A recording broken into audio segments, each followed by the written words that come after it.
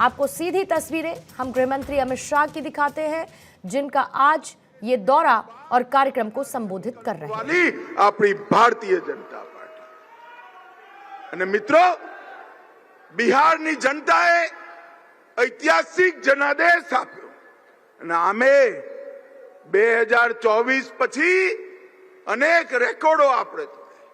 સૌથી પહેલા તો મોદી સાહેબ ત્રીજી વાર સતત દેશના વડાપ્રધાન બન્યા। બિહારની જનતાએ 2010 થી સતત ફરીવાર આપણી સરકાર બનાવી।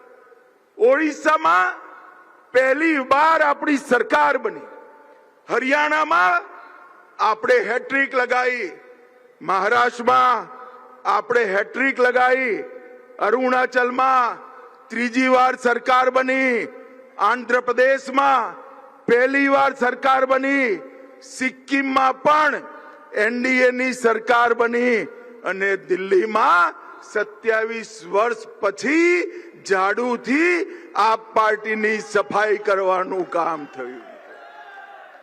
સતત આ વિજયની પરંપરા એ નરેન્દ્રભાઈએ કરેલા ગરીબ કલ્યાણના કામો અને દેશને સુરક્ષિત કરવાનું એમના અભિયાન પર દેશની જનતાનો થપ્પો છે।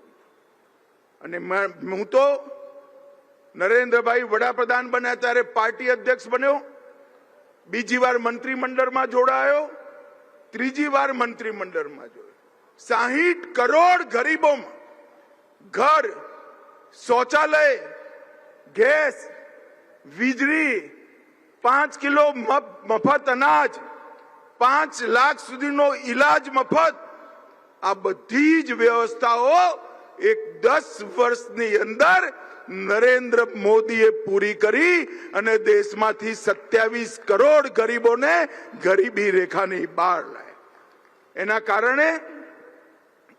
કારણે આજે ભારતીય જનતા પાર્ટી આ વિજયની પરંપરા સર્જી છે। પહેલાની સરકારોએ નીતિઓના નામે વિદેશમાં બનેલી પોલિસીઓને કટપેસ્ટ કરી અહીંયા લાગુ કરવાનું કામ કર્યું।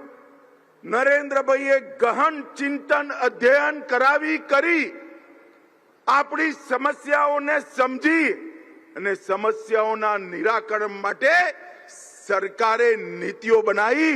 એનું પરિણામ એ આવ્યું કે 11મા નંબરે આપણું અર્થતંત્ર હતું 2014માં। જરા જોરથી બોલો ભાવનગર વાળા, કયા નંબરે હતું ભાઈ?